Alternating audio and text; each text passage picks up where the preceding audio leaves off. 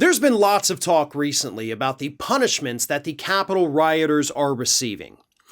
Recent reports have shown that the majority of these individuals have gotten away even after being convicted with zero jail time.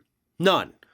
Most of them are being given either fines, community service, home confinement, or some kind of combination of those three.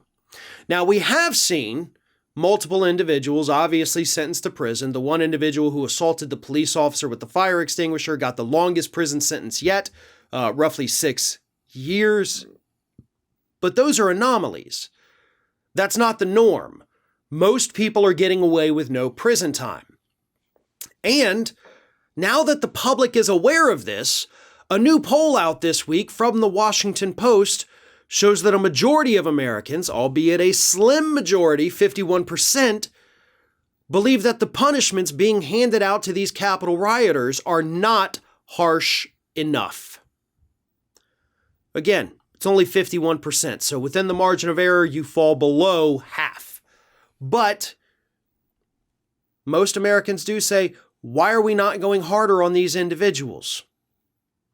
And what's funny about this story to me is that even before we had the reports of most of these people not being sentenced to jail, most of them having their charges dropped from felonies down to misdemeanors, back in, I think it was August, actually. It was August.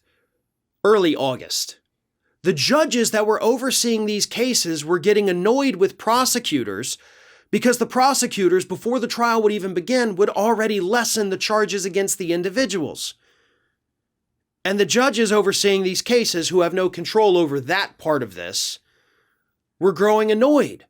They were the ones having to interact with these defendants. It is part of their job to kind of issue an evaluation of these individuals to determine whether or not it was a crime of passion, something that is unlikely to ever happen again, or if this is symptomatic of some deeper problem with the individual. And the judges are looking at these people, looking at what they did, looking at who they are, and telling prosecutors in court, why did you do this? Why'd you lessen the charges? This person clearly needs to go away for a little while, but you're making it impossible to do that. So again, 4 or 5 months before the public was aware of how lenient the sentences were, judges were already getting on to prosecutors for lessening the charges, which of course weakened the sentences for these individuals.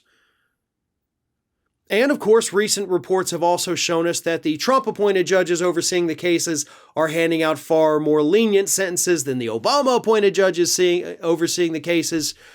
But I did talk about this recently. There is hope that in the very near future, more of these individuals are going to face harsher prison sentences because prosecutors are starting to use a provision of the Sarbanes-Oxley Act that will allow them to not just charge these individuals with trespassing on federal property, but of actively interrupting an official function of Congress, which of course is a felony.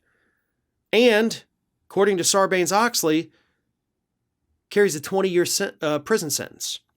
Now, I don't think any of these individuals are going to be sentenced to 20 years, but I do think moving forward here, we're going to see a lot more people being sentenced to jail for their role in the Capitol riot.